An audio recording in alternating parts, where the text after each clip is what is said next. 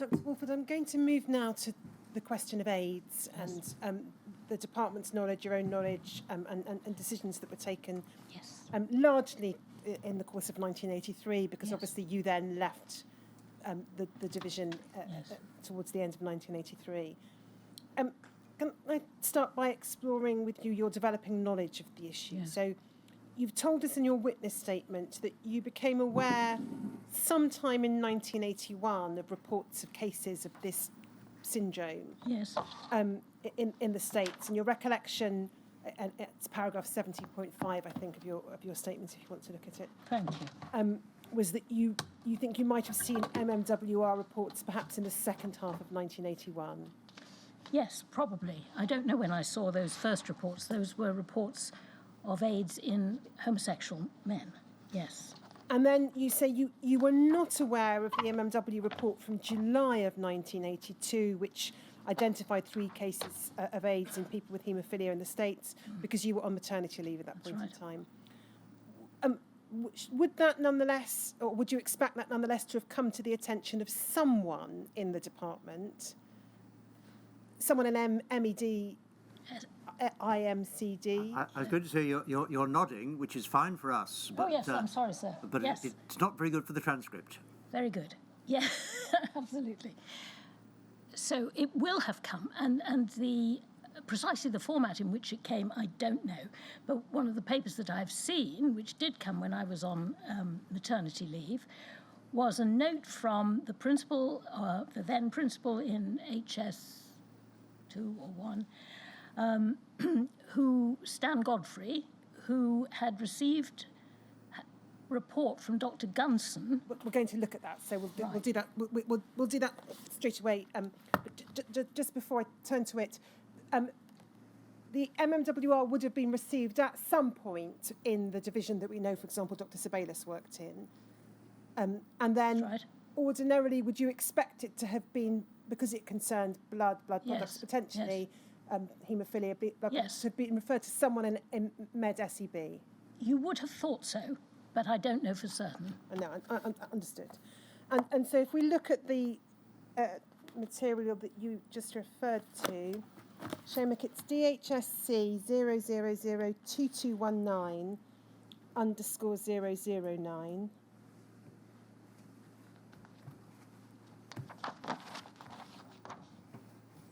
And so if we look at the bottom of the page, we can see it's from Mr. Godfrey, dated the 16th of July, 1982. First of all, can you just remind us who Mr. Godfrey was? Mr. Godfrey was the principal in HS1A division, and I think he reported to Mr. John Parker at that time. And then it says CC Dr. Clark.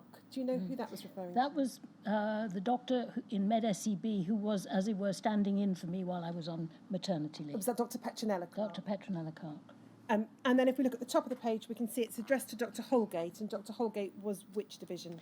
He was the principal medical officer in Medicines Division who dealt with biological products. So we can see it reports this. You'll wish to know that Dr. Harold Gunson, our consultant advisor in blood transfusion, has received information from the American Bureau of Biologics via Dr. Joe Smith at NIBSC that there may be considerable publicity in the next couple of weeks concerning the safety of American Factor VIII. Please forgive the layman's explanation below. I hope it makes some sense. Apparently some research is about to be published showing fairly conclusively that plasma taken from homosexual drug takers contains a sort of virus which goes undetected when the plasma is tested because it's suppressed by the drugs. However, when use of Factor VIII becomes active again, it seems 400 haemophiliacs in the USA have exhibited signs of the virus. The report is expected to be picked up by the lay press and may cause a furore.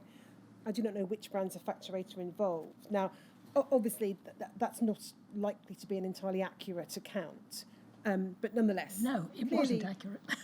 But clearly, the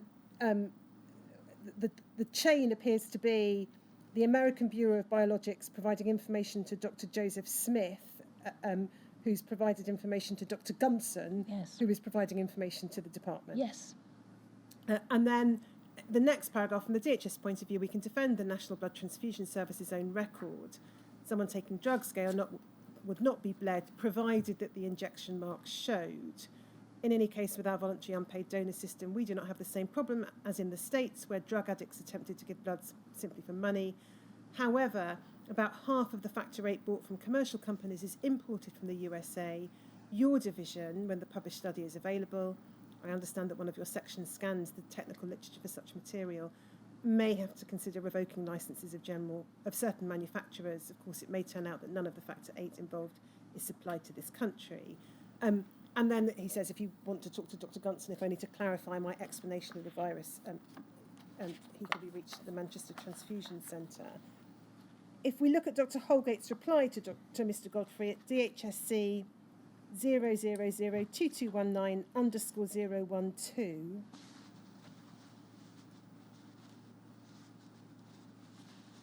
so it's dated the 20th of July 1982. If we look at the bottom of the page, we can see the handwritten. So again, it's copied to Dr. Clark, who was filling in for you whilst on maternity leave.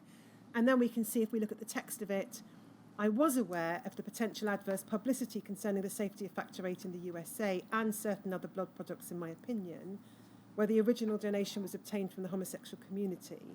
I suspect our press will pick this up in view of the recent events at Buckingham Palace. I don't know what that's a reference to. But I don't either. No. I do not entirely agree with your account of the technicalities, so perhaps a polite way of explaining that some of the description is inaccurate. But that makes no difference to the eventual outcome. Although I know Dr. Griffin is aware of this. Who was Dr. Griffin? He was head of medicines division, the medical head of medicines division. I'm copying the correspondence to him and to Dr. Fowler, and Dr. Fowler was also in the medicines division. Senior medical officer. Who will have to take any action that proves necessary. The element of doubt I have in your thesis is that drug taking may not be an essential feature of the affair, but I'm open to correction on this. If it is solely the curious activities of the homosexual male which lead to the infection without super-added drugs, then our own blood production system may not be exempt. Either I or Dr. Fowler will keep in touch with you over developments. So we've got that exchange in July 1982. So somehow or other, information about, in terms of what's coming out of the States, has made its way, in any event, to the department. That's right. Now, obviously, you're on maternity leave at this point in time, but would you expect that this would have come to your notice in some shape or other when you returned? I would have supposed so, yes. I mean, I would have expected Dr. Clark to brief me because she was standing in for me, so she would have briefed me on anything that might have arisen. Mr. Godfrey, with whom I had a very good working relationship, might well have briefed me, and Dr. Oliver also. So I probably heard about it when I got back, but of course I got no papers to guide me on that. And then, again, just taking things chronologically, we know from other material, and I think you alluded to this yesterday morning, that CDSC began its surveillance in September of 1982. Yes. Although you've explained you weren't aware of that at the yes. time. Can I ask you to look next at some documents from Dr. Krask?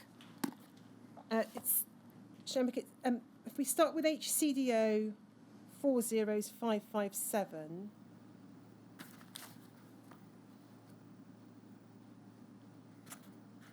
Now, just to give a date and context to it, this is a letter from Dr. Krask, 11th of November 1982, to Miss Spooner at the Oxford Haemophilia Centre. And she says, for your information, I enclose a copy of a paper I've prepared for the meeting of the MRC Hepatitis Vaccine Working Group, which describes the most recent information available about this new syndrome. And he refers to having liaised with CDC in Atlanta, having been given information about 5 haemophiliacs identified with the syndrome, 2 of whom have recently died. All these cases are without the usual association of homosexual practices, drug addiction, or treatment with immunosuppressive drugs. And then he talks about if we look at the next paragraph, the hypothesis at present being used to explain the acquisition of these cases is that 1 or 2 patients in the incubation period of the disease donated plasma, which has since been used to prepare factor 8 or 9 concentrates. All the haemophiliacs who've had the disease have had severe coagulation defects requiring regular treatment with factor 8. The likelihood is, therefore, that other cases will be identified amongst severe haemophiliacs, although probably at a low prevalence. And then the paper, before I ask you a question about it, the paper is at CBLA 301653_003.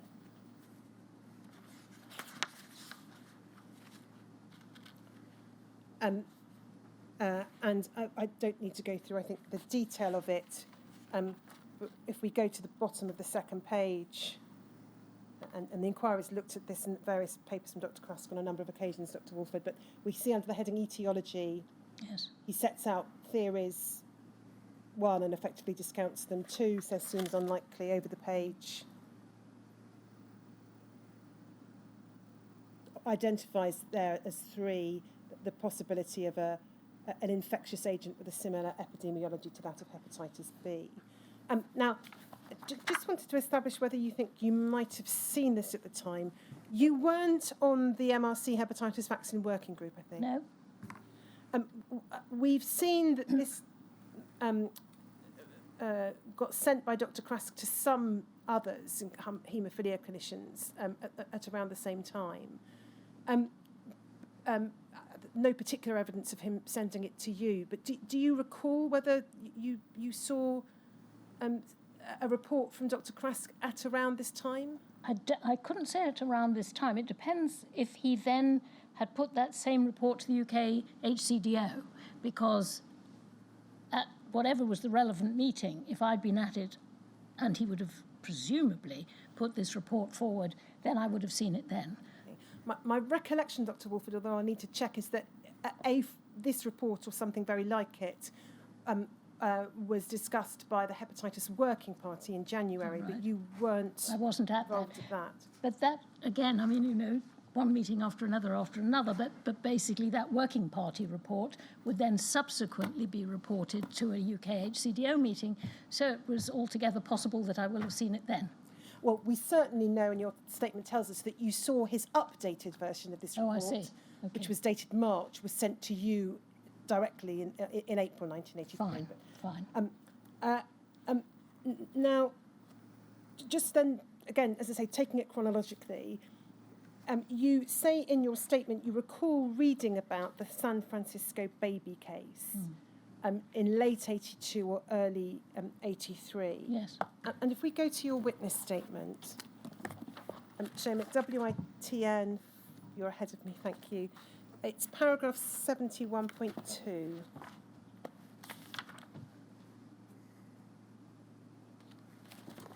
So it's page 169, please show me.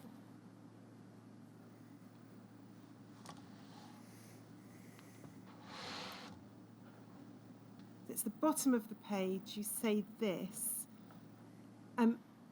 Apart from the fact AIDS was occurring in haemophiliacs in the USA who'd received coagulation factor concentrates, I believe it will have been at the end of 1982 or early in 1983 that I read about the presumed case of AIDS in a baby who'd required blood and platelet transfusions at birth and had later developed an AIDS-like illness. One of the platelet donors had subsequently been diagnosed with AIDS. This was the San Francisco baby that has previously been described to the inquiry. It is fair to say that this case, added to the mounting reports of cases in haemophiliacs in the USA, was instrumental in my feeling that it was likely that AIDS was transmissible through blood as well as through sex. And then you explain how you remained perplexed as to why Haitian immigrants seem to be another significant risk group. And then you say in the next paragraph, and I'll want to explore this in a moment in a little more detail, that from January 1983, the department's awareness of the potential for transmission of AIDS through blood and blood products grew incrementally. But just leaving it there for the moment, is it right to understand from your statement that by the beginning or at the beginning of 1983, your sense Yes. was that it was likely that this was transmissible through blood and blood products? Yes, it was. And was that the prevailing view amongst your colleagues, as far as you can recall?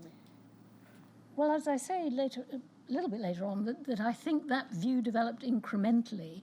Certainly that baby, poor little thing, was a sort of watershed as far as I was concerned. It rang all sorts of alarm bells. Of course, you could not actually conclude from the one case, for which other explanations were being given, I may say, rather than that it was a transmission of AIDS. That was still controversial, even amongst those who knew about that case in the medical press. But I think that gradually the feeling in the wider department, if you like, was that actually this is looking more and more likely that blood and blood products are certainly capable of transmitting this agent. Not necessarily we conclude that they have, but they are capable of doing it. We'll look in due course when we get to the July meeting of the Biological Subcommittee on the Committee of the Safety of Medicines at a paper written by Dr. Fowler. Yes. But leaving aside Dr. Fowler's views, Yes. were you aware in the early part of 1983 of anyone within the department voicing a markedly different view, doubting or being sceptical about there being a link between blood products and AIDS? I don't remember really anybody in the department voicing such a view. I think there was a degree of, not necessarily scepticism, but reticence amongst UK haemophilia centre directors that this was potentially transmissible. But actually, in the department, I don't recall anybody saying, no, it's absolutely obvious that it isn't. The exception was, if you like, Dr. Fowler, whose paper I only saw when it came to the Committee on Safety of Medicines. And to be fair again, although he was putting forward a theory that had been put forward by Sonnabend in the outside world, he's nevertheless, the rest of his paper went on to say, but we have to take all these necessary precautions. So although he was not sure whether a transmissible agent was actually the main cause, if you like, of AIDS, he was nevertheless thought that we should treat it as if it was. And we will certainly look at his paper in a little more detail later. But just sticking with around January, February 1983, in Med SEB and in Med IMCD, which would have had AIDS as one of its primary concerns, Yes. presumably at this Yes. point in time, you can't recall anyone voicing a significantly different view from the one you've expressed to us. If we then look at DHSC 0002353_021,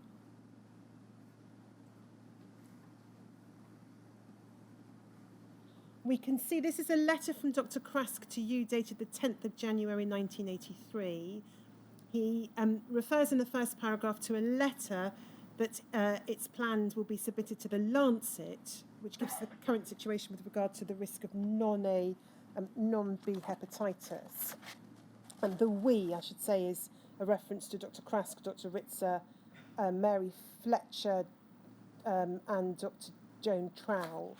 I don't think we need to go to the letter itself, but it was the issue about hepatitis-reduced products that had triggered that. But then the second paragraph says this: the problem related to the investigation of factor VIII-related acquired immune deficiency syndrome, AIDS, has been satisfactorily resolved. We will report any patient detected in the UK who's received UK commercial factor VIII direct to CDC and will at the same time notify CDSC at Colindale.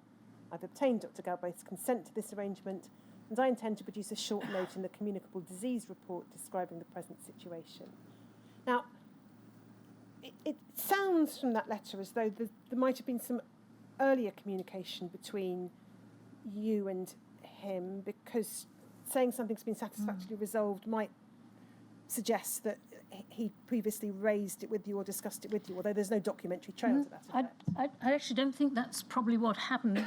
It seems to me that it was discussed at a UK HCDO meeting, and there was an issue of who was going to report to whom.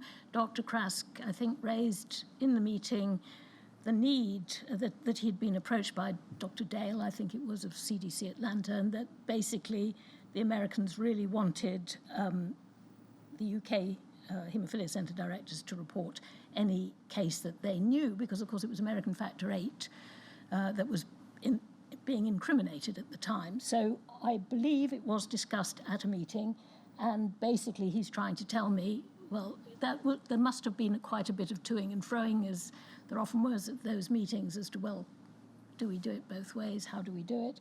And he says, well, I've resolved that, and I'm going to send the reports through to Dr. Dale, and also at the same time I'll send them to CDSC, so everything is going to be all right in respect of reporting. And then if we move to DHSC 0002223_085.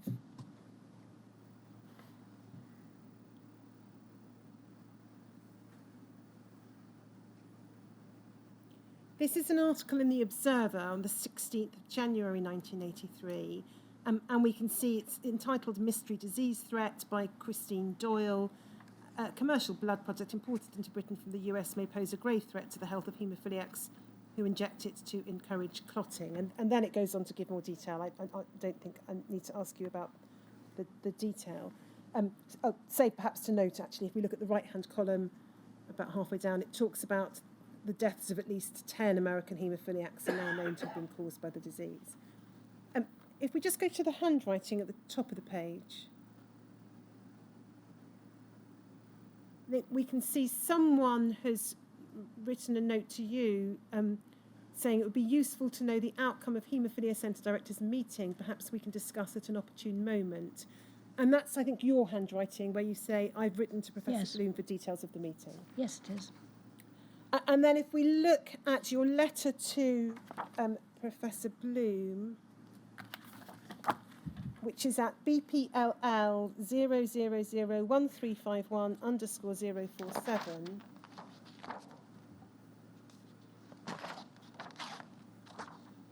This is a letter from you, 19th of January 1983. Dear Arthur, as you can imagine, recent publicity about cases of acquired immune deficiency syndrome in haemophiliacs in the USA has generated quite a bit of interest in the department. I believe that the topic was to be discussed at a recent meeting of Haemophilia Centre Directors, and I should be most grateful if you could possibly let me know what conclusions were reached at the meeting. Perhaps it would be simplest if you could telephone me whenever convenient, rather than bothering with a letter. Now, we haven't traced a letter. Do you recall what conversation or discussion or response you had from Professor? No, I don't recall at all, but I will have asked for a telephone conversation so as I could find out quickly. One just simply didn't know how long it was going to take for him to write a letter to me, and obviously this was concerning, and I basically wanted to hear from him as soon as possible. And based on what you recall of Professor Bloom, and you had many interactions with him at this point in time, do you think it's more likely than not that he would have responded to your letter? To a letter? No, responded to your letter by whether by picking up the phone and speaking to you. Oh, absolutely. Absolutely he would, yes. So either he will have written back to you, or perhaps more likely there will have been a telephone conversation. I would have hoped there would have been a telephone conversation, because that's what I was really aiming to get. But you've no recollection now No. As to whether that happened. And then if we go to DHSC 0002223_088.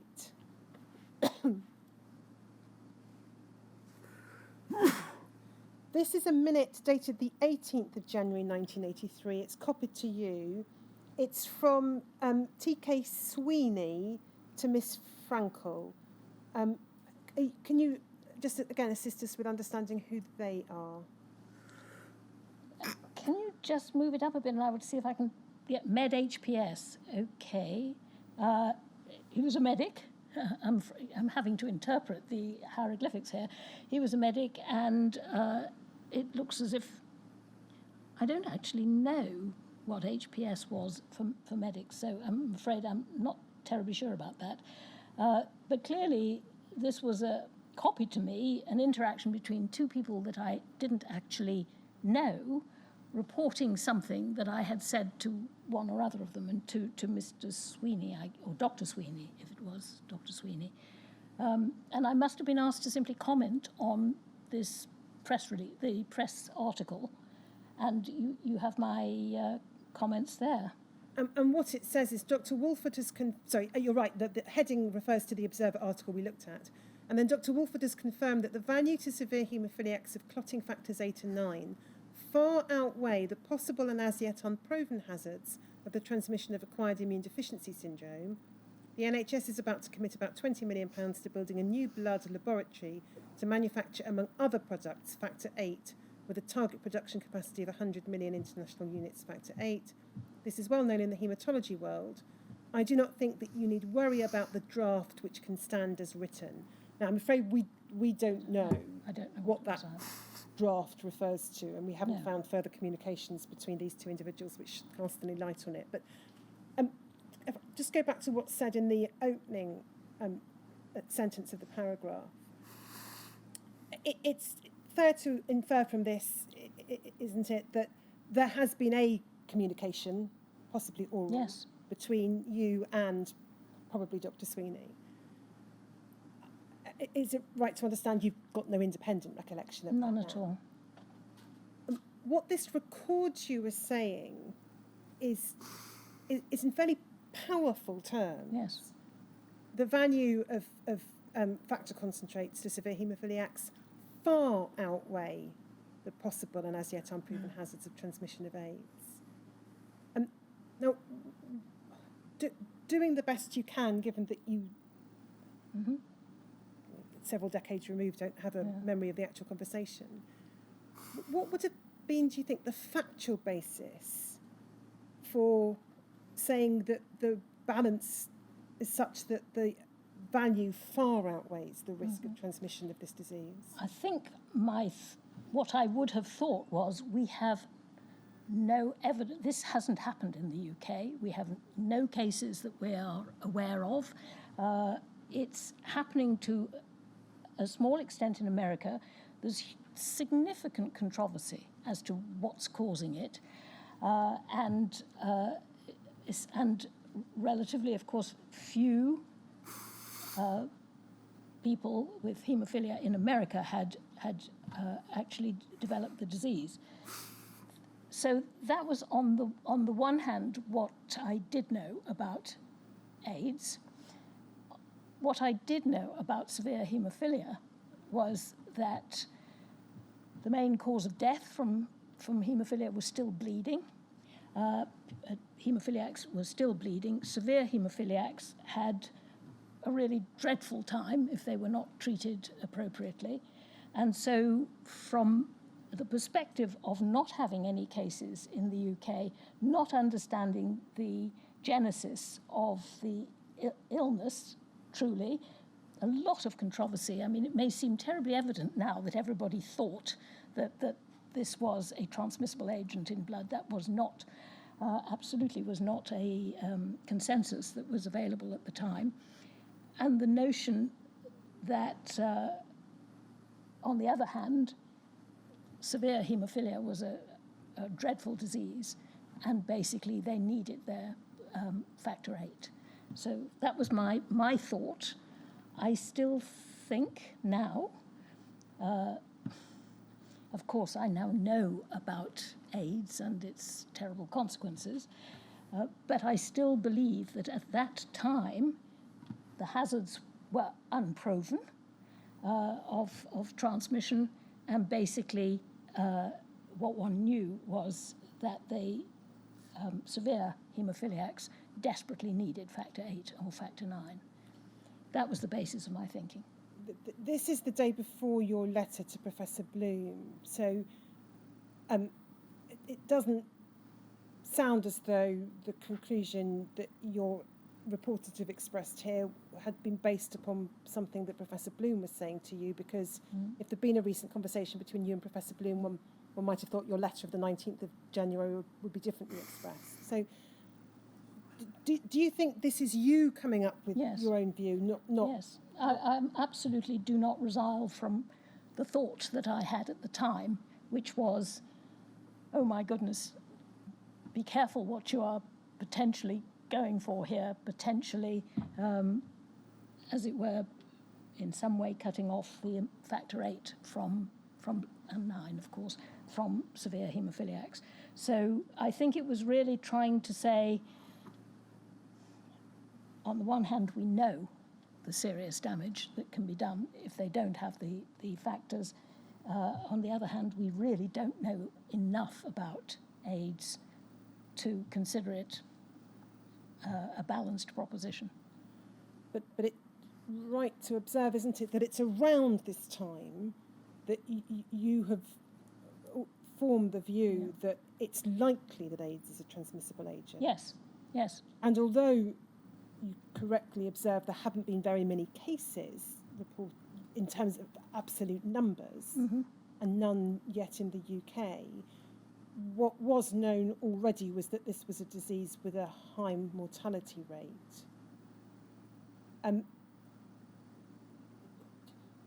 Do you think on reflection it was wise to express yourself in such strong terms, given what you say in part is a state of uncertain knowledge?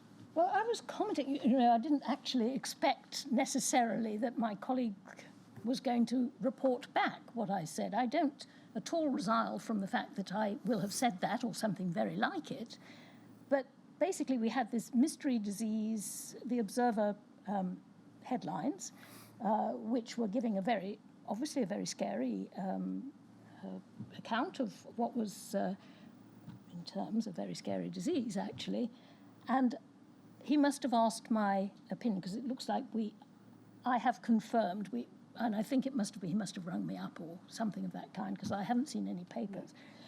So he must have spoken to me, and I must have spoken in quite definite terms that actually this disease is awful, and haemophilia, so is AIDS, of course, but haemophilia is a dreadful disease, and they desperately need a factor 8 and factor 9.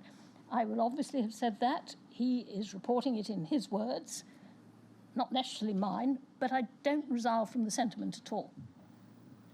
Can I just explore that last comment with you, that this is expressing his view, albeit attributing it to you? Because in the words which he uses, the value outweighs the possible hazards, in fact far outweigh the possible hazards. How could you say that without knowing more about what those hazards are? Why are you limiting the possibilities? It's his writing, his words. He said but it is a very, very... it has all the feeling to me of a communication which is designed to procure a desired result, rather than necessarily reflecting what might have been said to him. Well, I honestly can't say. So, I mean, basically, I'm needing to interpret this. I can't remember a phone call. I don't actually know who this person was that I was speaking to. So I have to take it as read. I believe I will have felt quite strongly at the time that a good deal of worry that what was being attacked there, if you like, was the factor 8, which was sustaining the lives and lifestyles of haemophiliacs in this country.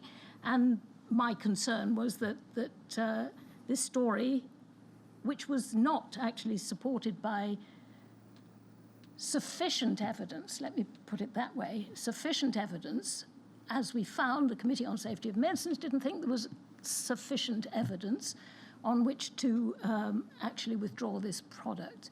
So this was really my thoughts there, however reported, and as I say, I believe I will have thought that. Thank you.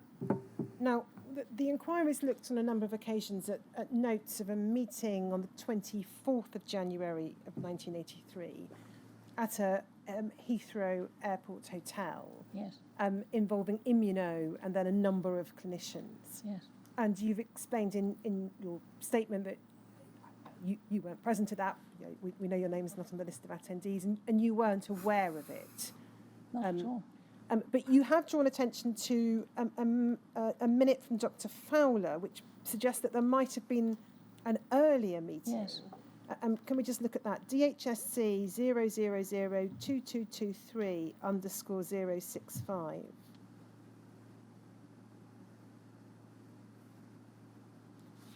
This is Dr. Fowler to you 31st of December 1982, and Dr. Fowler's Medicines Division, as I think Yes. we've already established. And it says factor 8 concentrate with reduced hepatitis risk. Although we've had discussions with Travanol about their product, we've so far had no application of any kind for a reduced hepatitis risk factor 8. It's our understanding that Travanol proposed to apply for a CTX sometime around March 1983. This, however, is preempted by Immuno's recent meeting with the Haemophilia Centre directors and the directors of BPL and PFC, the outcome of which is, we are led to believe, a multi-centre clinical trial of the product in named patients. I'd not heard that Travanol proposed to hold a symposium, although it would be very much in character were they to do so. The Immuno meeting is said to have been quite an expensive exercise at Heathrow. I was not invited, but my information comes in directly via John Holgate from one of the participants. We also hear that overseas experts from Travanol have had a meeting with Duncan Thomas and his people at NIBSC, and furthermore that there may be other companies interested in this field apart from those who've already made or hope to make hepatitis-free factor 8 biosynthetically. It's possible that Richard Lane may be able to give you more information on this subject. Now, the significance of this is the date, the significance in part 31st of December 1982, and it's very clearly talking about a meeting that has already happened. Yes. Involving Immuno, Haemophilia Centre directors, and it said here also directors of BPL and PFC, who were not, I think, as far as we know, at the meeting on the 24th of January, but we may need to check that. Do you know any more than what is set out here? No, when I saw the papers, this came as a complete surprise to me because I thought there was a meeting in January of the following year from this, which is the one that we heard about, although minutes or notes of the meeting seemed to be a long time coming. I think they came several months later. And then, to my surprise, I came across this particular minute, which seemed to imply that there'd been either another meeting at Heathrow or somebody had got their dates mixed. Don't know the answer. Now, given... We can take that down, thank you. Given your own sense in early 1983 that it was likely that AIDS was transmitted through blood and blood products, the lack of any vocal view to the contrary in the department, Yes. and what you've described as effectively something that became mainstream acceptance within the department, Yes. that was likely. Were there, as far as you're aware, any particular steps taken by the department between January and April of 1983 in response to or in relation to the risk of AIDS, in relation to blood products? I'm not aware. I couldn't find anything in the papers which said that. In March, a communication occurred between Dr. Joseph Smith, the director of NIBSC, and Medicines Division. And we'll come on to that, yeah. And I don't think I heard about that until April. But of course, I should point out again that MedSEB was not in the lead for infections from blood. So whatever was going on in MedIMCD, apart from the surveillance that CDSC was obviously doing, I'm not aware. So we then, I think, in terms of the next discussion involving those within the department that I'm aware of, to a CBLA meeting, so the Central Blood Laboratories Authority meeting, 27th of April 1983. You weren't actually present, and you told us you didn't generally attend, but just for the sake of completeness, I'd like to briefly look at it. It's BPLL 0003987_002. We can see it's a meeting of the 27th of April. And although you were not there, Mr. Godfrey was, and Mr. Winstanley was. So there were two fairly senior members of the administrative hierarchy of the department in attendance. If we go to the bottom of page 3,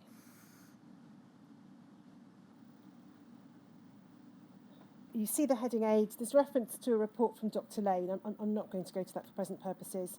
And then there's a report from Dr. Gunson. It said that RTDs, so regional transfusion directors, have considered all the American literature on this subject, and at the next meeting of their committee, it would be recommended that no further measures be taken apart from those already being carried out. Now, just pausing there,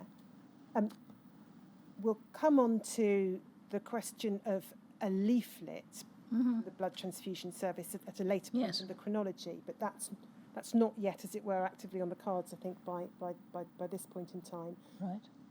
Do you know, from your own knowledge or from your reading of the papers, what measures were already being carried out that Dr. Gunson could have been referring to? No, I don't, unless you can point me. I think there was a meeting that he'd had. I recall there was a meeting that he'd been at where the whole subject had been explored. Wasn't a meeting that I was at, and I think I've referred to it in my statement. But I'll check, and if necessary, take you back to right. Okay, thank you. And then over the page, we see Professor Bloom reporting he'd given a talk on AIDS to the AGM of the Haemophilia Society. His impression was that haemophiliacs were not greatly concerned about AIDS. And then it said it was agreed that Mr. Winstanley should try to ascertain how many telephone calls had been made to the number given at the end of the television programme on AIDS. Now, are you able to assist us with the last of those points? Not really. As I understand it in reporting back at a subsequent meeting, I mean, I'm doing this now from memory. I'm not referring back to my statement because it would help me if I did, I guess. But essentially, I think there'd been obviously a television programme. I don't know what the television programme was. There's one called Killer in the Village or something along those lines, as I recall, from April of '84. So a nice restrained programme. Basically, I think what had happened was the CBLA had wanted to find out had there been much public interest in it and how many phone calls, therefore, were being made to the television channel to find out really how it had been perceived, I guess. And apparently, Mr. Winstanley had contacted the channel, had actually ascertained that there had been quite a lot of phone calls, but that was as quantified as I believe it got. And we have got the documentation in relation to Mr. Winstanley reporting back somewhere, but do you recall there being any discussion within the department on that issue? No, I don't remember anything. And then just whilst we're still in the spring of 1983, can we go to PRSE 306049?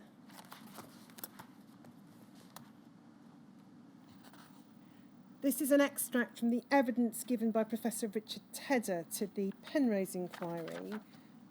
So we can see that from the bottom of the first page. And then if we go over the page, if we pick it up at line 13, the question is posed, you knew both Dr. Smithers and Dr. Walford, is that correct?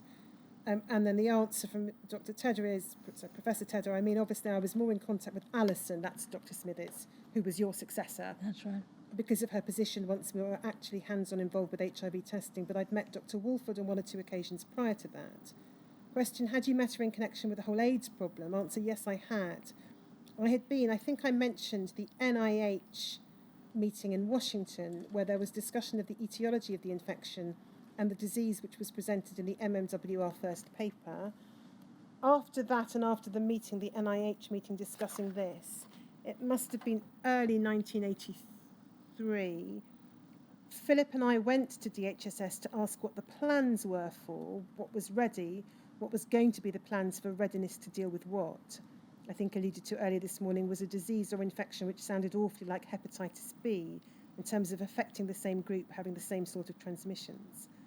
And the moment we heard in early 1983, end of 1982, about haemophiliacs also being involved, that gave one. There were two reasons people put forward for the involvement of haemophiliacs.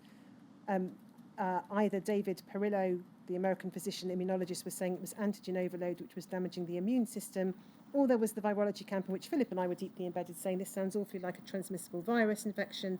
It's going in blood products, it's going in gay men, it's going in people who we know get hepatitis B. So that's just by way of background. And then Professor Tedder says, so we felt empowered to go and ask the DHSS what we could do to explore this. And it was as cold a meeting inside the room as it was outside. It was a sort of cold spring morning up in one of the DHSS towers. And we were told this was really not any of our business and it was not going to be a problem, and go away and stop rocking the boat. And then top of the next page, he says, I can't speak for Philip, you need to ask him, but I was somewhat taken aback and pretty irritated. Now that appears to be his recollection of a meeting with you, because it's introduced by talking about having met you on one or two occasions. I'll ask you in a moment to look at a letter from Dr. Tedder to you in May of 1983. But do you have any recollection of the meeting he might be referring to, and any comment upon his account that the DHSS response was go away and stop rocking the boat? I didn't remember the meeting. I knew it happened. I didn't remember what it had been about. I kind of assumed, and this was borne out as we will see, that it was to do with can we have some funding for research. And I believe that's probably fundamentally what it was all about. Though I have to say that the irony of having me in a cold room seems to, is not lost on me. It sounds most unlike me. I don't know what I can have said that could have possibly given him the feeling that I was asking him to go away and stop rocking the boat. This is not really characteristic, is all I can say. And if we look at the letter that we have from the time from Dr. Tedder to you, it's at DHSC 0003824_164.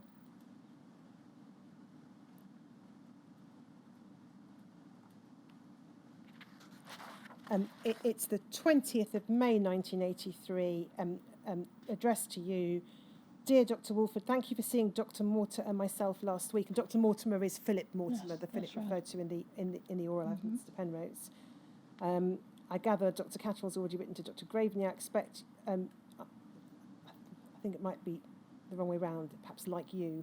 I have seen a copy of his letter. It is, I believe, a reasonable statement of intent. And then he goes on to make various comments as a virologist on the problem of AIDS, starting off in the next paragraph, this condition is likely to be caused by an infectious agent or agents. Its epidemiology bears a striking similarity to hepatitis B.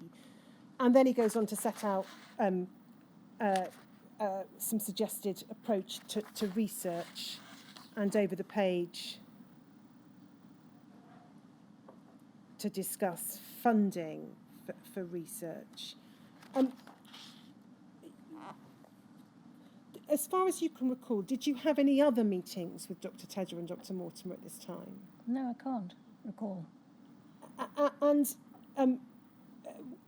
given what you've told us that Med-IMCD was the lead branch dealing with communicable diseases, why was it that you were having this meeting with Dr. Mortimer and Dr. Tedder? I have absolutely no idea. Do you know whether the department did provide funding? Well, I'm then reading the papers. I mean, essentially, I had presumably said, just reading the first paragraph, look, if it's funding that you need, the way to do it is to apply to the Office of the Chief Scientist. I obviously seem to have given him that signposting, if you like, and he's then writing to me to elaborate on the research that they're wanting to do. But he says that actually Dr. Catterall, who was involved, I believe, with the research, had already written to Dr. Graveney, I think it's Dr. Graveney of the Office of the Chief Scientist. And then we do know there was a discussion at the June the 3rd meeting of officials where we were looking at the issues to do with AIDS in the round, absolutely everything. And I think it was Dr. Graveney who said that they had received a letter from Dr. Catterall. And then I think I saw, following it up in an MRC meeting, that in fact Dr. Tedder and Dr. Adler's submission, I think, had been funded. Dr. Adler was a GUM physician. So I believe the money will have been found to support this research, but I have to get at it indirectly through the various papers. And as far as you're able to recall, would you have been involved in that funding process or the decision-making process?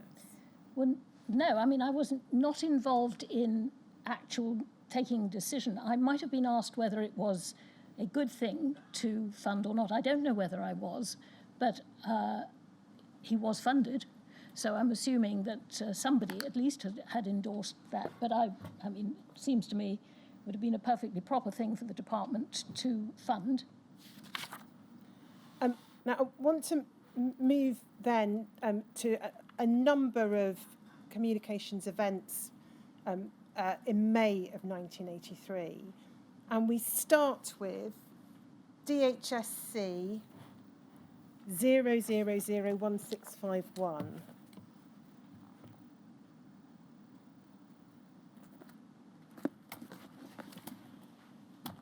Now, this is from, if we just go further down the page, this is from Mr. Parker, HS1. It's dated the 3rd of May. It's copied to a number of recipients, including you. And if we go further up, we can see it's addressed to Mrs. Walden. Are you able to assist with whom? Private office, yes. The private office of who? I think that would probably have been Mr. Finsberg. And then it says this. You will recall that we were asked to provide briefing for Prime Minister's questions on the stories which appeared over the weekend about AIDS. And that is a reference, I'm not going to go to the newspaper articles, but it's reference to certainly one particular article, possibly more. I attach a copy of the line to take, which went to number 10, together with a background note written in supplementary question and answer form, both of which I'm circulating more widely within the office. Officials are in touch with representatives of the directors of haemophilia centres and the blood transfusion service, as well as the Haemophilia Society. During these discussions, the Haemophilia Society indicated they would welcome an opportunity to discuss AIDS with ministers by the end of this week. Whilst one of the main purposes of background briefing is to put the problem of AIDS into proper perspective, a view shared by the Society, we think it would be helpful if Mr. Finsberg were to offer to meet representatives of the Society. Meanwhile, there appears to be little to be gained from ministers issuing statements about a matter which has been sensationalised and, in some cases, distorted by the media, and on which, with the present state of knowledge, there's no immediate action which ministers could be advised to take. We should, however, review this line after officials' discussions are complete and the proposed meeting with Mr. Finsberg has taken place. And then there's a question about whether Mr. Finsberg agrees to a meeting with the Haemophilia Society. Now, if we just follow the paper thread through, the line to take is over the page.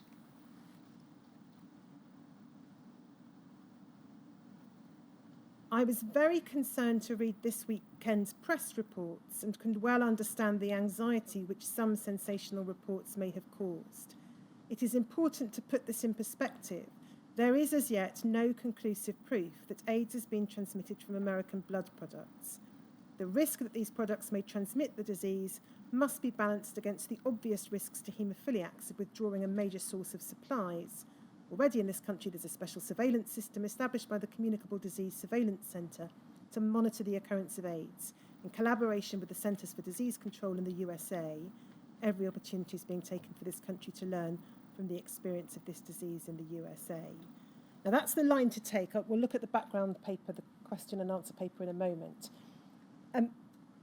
This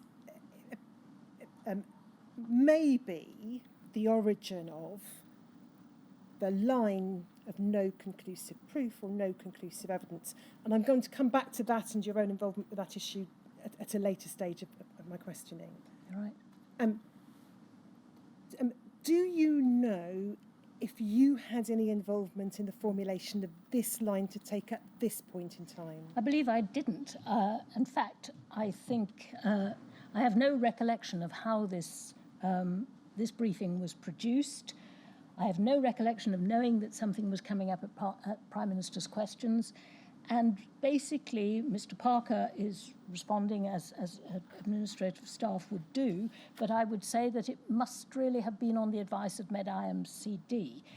And the reason that I say that is that we come to the Q&A briefing that was associated with this line, or was certainly associated with the paper that went to Mr. Finsberg, because it referred to 3 Spanish haemophiliacs who had developed AIDS. And I think it also referred to one patient in the UK, and which was obviously Professor Bloom's patient in Cardiff. I didn't know about any of those cases until Dr. Galbraith's paper was sent to MedIMCD on the 6th of, well, it was sent on the 9th of May, I think, but the 6th of May was when Dr. Sibelius told me about it. So essentially, I didn't know about those cases, and therefore I can't see how I could have provided that statement. And I think it's right, you observe in your witness statement, in fact, that line was not used by the Prime Minister on that occasion. So it appears. As a matter of fact, she said something else. And just so that we can also look at the Q&A briefing which accompanies Mr.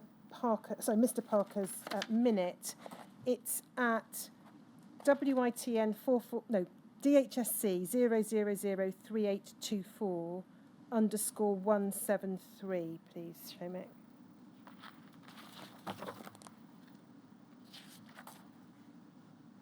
So we've got the line to take there, and then if we go over the page, we've got the question and answer paper. So we've got the question, what is AIDS? Symptoms, who is at risk from AIDS? If we just look there, it says the disease occurred predominantly in homosexual males, but other groups such as mainline drug abusers, Haitian immigrants and haemophiliacs requiring treatment with anti-haemophilic factor concentrates have also been identified as being at increased risk. Question, is it caused by a virus? The cause of AIDS is unknown, although medical opinion is tending to favour a virus as the agent responsible. There's no proof that this is the case. There's no means of testing. And then there's a reference to laboratory tests. Bottom of the page, mortality. The mortality from the established disease is high. At least 40% of cases die after a variable period of months or years after contracting the disease. Next page. Is it transmitted in blood or blood products? As yet, there is no conclusive proof that AIDS is transmitted by blood as well as by homosexual contact, but the evidence is suggestive that this is likely to be the case. The evidence relates to some 11 haemophiliacs in the USA and 3 in Spain, in whom the most likely explanation for the development of AIDS was their exposure to American factor VIII concentrates. There is also some evidence that AIDS has been transmitted to babies in blood transfusions. And then if we look at the next question, are there any cases of AIDS in UK haemophiliacs? As far as can be established, there are no proven cases of AIDS in UK haemophiliacs. There is a suspect case in Cardiff of whom we have details, but the reported in the Sunday Mail case in London has not yet been traced. The case in Cardiff has not received any American factor VIII concentrate since 1980. This would not exonerate American factor VIII because of the long incubation period which there may be between exposure to the agent and the manifestation of the disease. On the other hand, the patient who is a severe haemophiliac has received since 1980 a great deal of British-made factor VIII concentrate, and it's not possible to know whether the British concentrate may contain the AIDS agent. Should a ban be placed on imports of US factor VIII concentrate, at present haemophilia experts in this country take the view that to ban imports of US factor VIII would be to place haemophiliacs at greater risk from bleeding than they would be from acquiring AIDS. Then there's a question about switching to European concentrates, and then a question about what action we're taking. Reference to blood transfusion directors. It's considered impossible to ask donors if they're homosexual. However, they'll avoid wherever possible bleeding donors who are known to be homosexual. And then 2, all haemophilia centre directors have received instructions to report any suspect cases of AIDS to the Oxford Haemophilia Centre and to the Communicable Disease Surveillance Centre.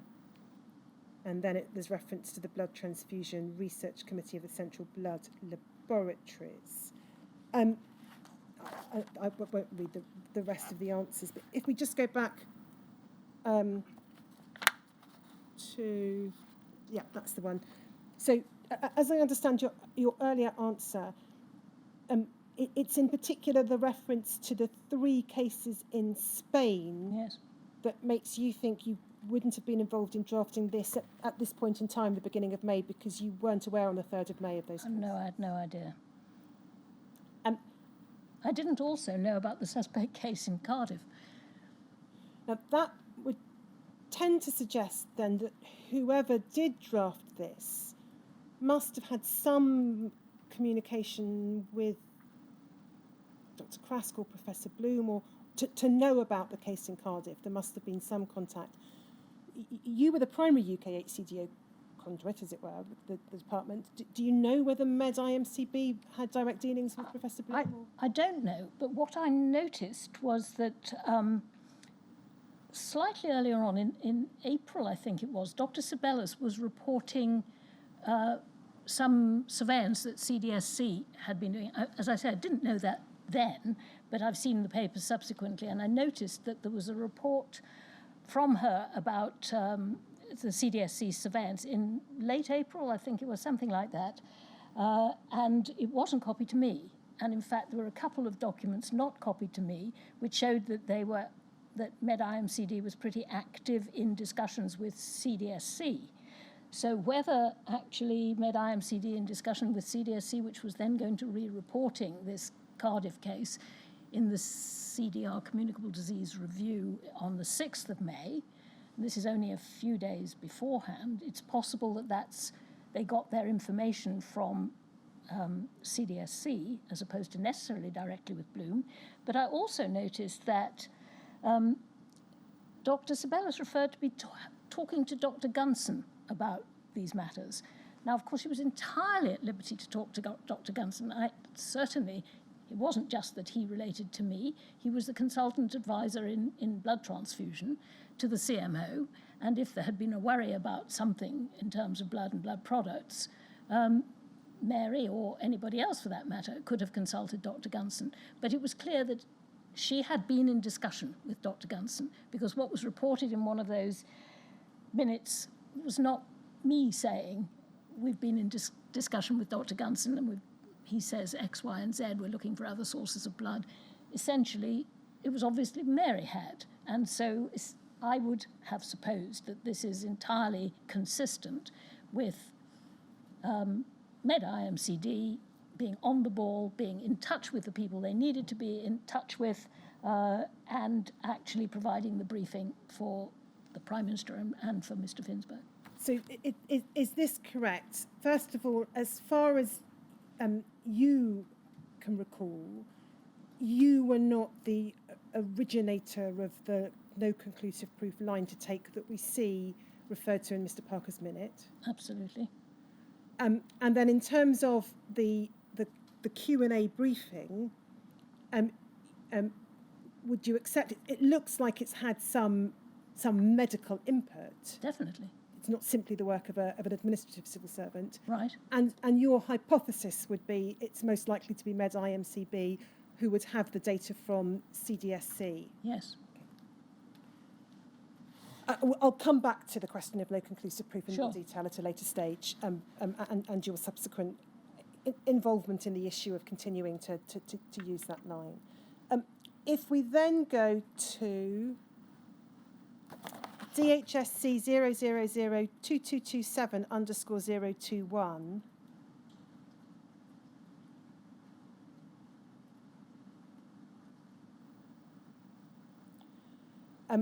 now this potentially throws some of the timings into a degree of confusion because of the date of it, but we'll see what we can try and work out. This is from Dr. Sibelius in Med IMCD to Dr. Oliver.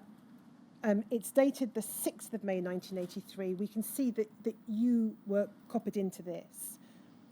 And if we look at higher up the page, it says, Dr. Spence Galbraith telephoned from CDSC this morning with the following information. The male patient in Cardiff who is a known haemophiliac now appears to have the right symptoms and signs for a diagnosis of AIDS. There's reference to him having an opportunistic infection, been ill for a month, been treated with American factor 8. We've no further use of the haemophiliac patient in London, as mentioned in the press on Sunday the 1st of May 1983.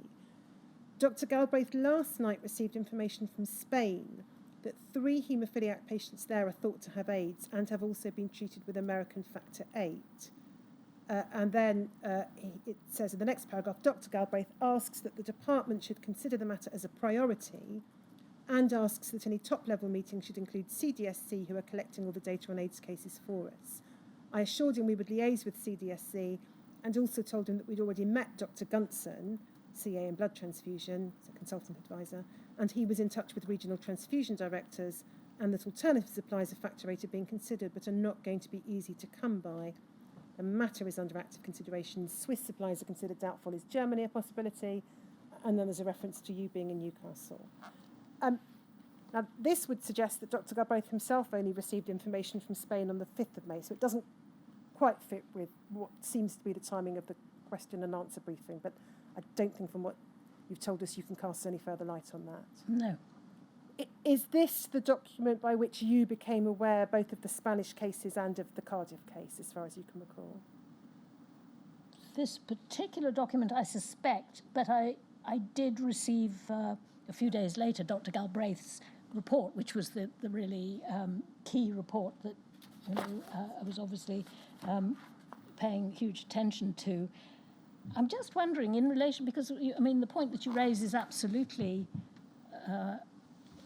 pertinent. You're saying, well, Dr. Galbraith apparently didn't know until the night before, this 6th of May, about the Spanish cases. So is the Q&A brief the Q&A brief that went to Mr. Finsberg? Or to the Prime Minister? Or to the Prime Minister. You're right to pose the question, Dr. Walford. I think the answer is at the moment we don't know. And sorry, I should have said you were, of course, copied into Mr. Finsberg's, the memo to Mr. Finsberg on the 3rd of May, which attached both a copy of the line to take and a background note in question and answer form, whether it's that precise one or another one. So you may have received information on the 3rd of May, or you may have received information on the 6th of May. But in any event, it's in early May that you've learnt about the Spanish cases and the Cardiff case. Yes. Now, bearing in mind that you knew Professor Bloom fairly well, you'd had a number of interactions with Professor Bloom, do you think you would have contacted Professor Bloom and asked for more information about the Cardiff case? Well, did I? I don't know whether I did or I didn't, because, again, that would depend on having something which showed me that I did. Obviously, I went to the subsequent meeting on the 13th of May with the UK Haemophilia Centre directors, where this very matter was discussed. So I don't know. I certainly don't recall, but I don't think from the papers that I have seen or not seen that I particularly got in touch with Dr. Bloom about that case. And then we know following the 6th of May we have Dr. Galbraith's letter to Dr. Field on the 9th of May. I'm going to come back to that as a separate topic. If we then just carry on with the thread chronologically in the course of May of 1983 and go to DHSC 0002227_038.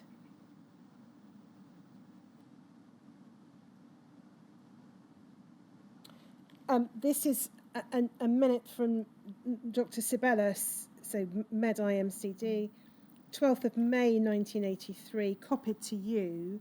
We can see it's addressed to Dr. Field. And it's on the topic of having a working party on AIDS. It says, I understand Dr. Galbraith has already written to you suggesting that we should have a working party on AIDS.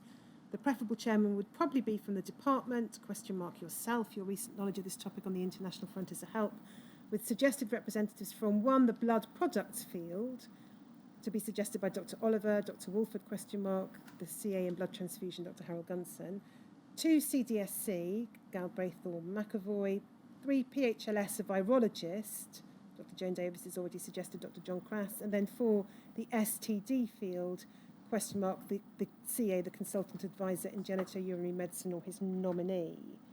And then last paragraph says, I would appreciate your comments on these very preliminary suggestions. We could ask for short papers from Dr. Walford and or Gunson, etc., etc.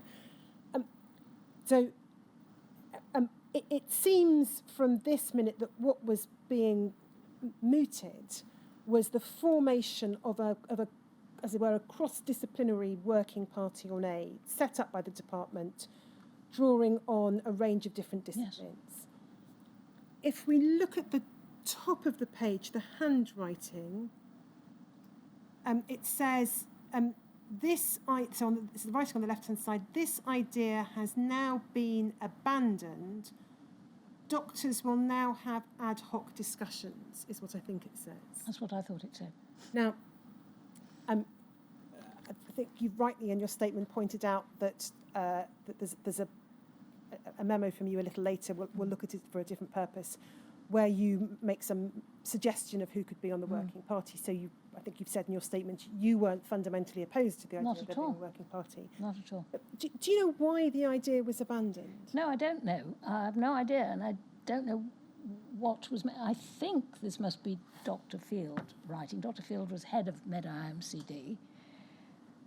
I don't know what he meant by ad hoc discussions, or I don't think this is Dr. Mary Speller's writing, which I think I've seen elsewhere. So if it was Dr. Field, then he was suggesting there was another way of dealing with this. But I had assumed that there would be a working party and that probably, or at least I would be contributing some papers to it, if not being actually on it, and Mr. Parker would also be involved. Now, we know that at some point in 1983, I can't remember the precise date off the top of my head, that a Medical Research Council working party on AIDS was formed. And obviously its priority, its focus was research because it was under the auspices of the MRC. It could be said that looking at both the MRC and the department, the priority then appears to have been on research rather than on seeking the best and widest possible advice on how to prevent or minimise infection by not establishing this working party. Do you have any observations on that? No, I mean, I think a working party would have been a perfectly sensible, useful thing to do. Always helpful to have multiple inputs from experts. And we can see, if we look at WITN 4461127,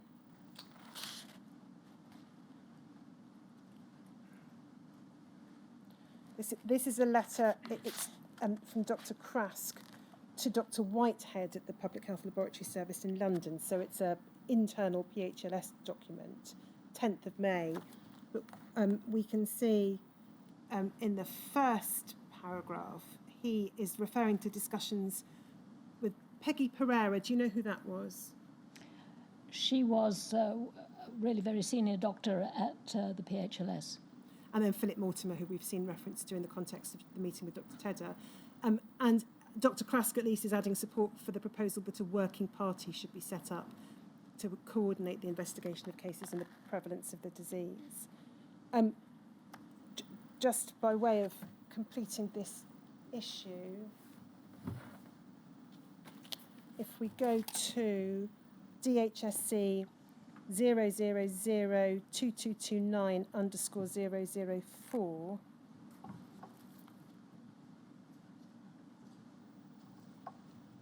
this is a minute from you dated the 23rd of May 1983. You're responding to Dr. Field. Action on AIDS is the heading of Dr. Galbraith's report, and we'll come back to that. But it says, I agree entirely with your suggestion for handling this issue. I think we'd need to obviously check what Dr. Field was saying to know what the suggestion was. But you say they certainly would not wish to press for a formal working party at this stage. So you didn't push the issue. Any particular reason for that? Well, I only wish I knew what his suggestions were. I can't find any piece of paper which tells me what he said to me or how he explained why he didn't want a working party or what ideas he had in mind to do something different. I mean, that would be good to know. But basically, whatever it was he said, I then thought, well, I can't really press for a working party. The working party hadn't, of course, been my idea at the beginning. So it was I was very happy that there should be a working party, and in many respects I wish there had been. But basically, he had obviously got some other idea, and I wasn't going to particularly press for a working party in the light of whatever it was he told me. I don't know whether you can then answer the next question, but it's really one that invites your reflection or comment rather than your factual knowledge at the time. We know that something called EAGA, the Expert Advisory Group on AIDS, was set up Yes. and met in early 1985. You subsequently, in a later role with the department, became involved with Yes. the work of EAGA. But of course, by the time it was set up, you'd moved to an unrelated job, and Dr. Smithers was performing the role you'd performed. With everything that you know now, the subsequent involvement you had with EAGA, do you think it would have been a good idea to have something like EAGA set up rather earlier, perhaps in 1983? Absolutely think that it would have been wonderful for all of us if we had had an expert group reporting to the Chief Medical Officer and taking the best possible view of the assembled multidisciplinary doctors and scientists to give us the best view of this. I think it's, in retrospect, a terrible shame that we didn't have, but we didn't. Sarah, I note the time, perhaps a good point for an afternoon break. Yes, we'll take a break until 4:45.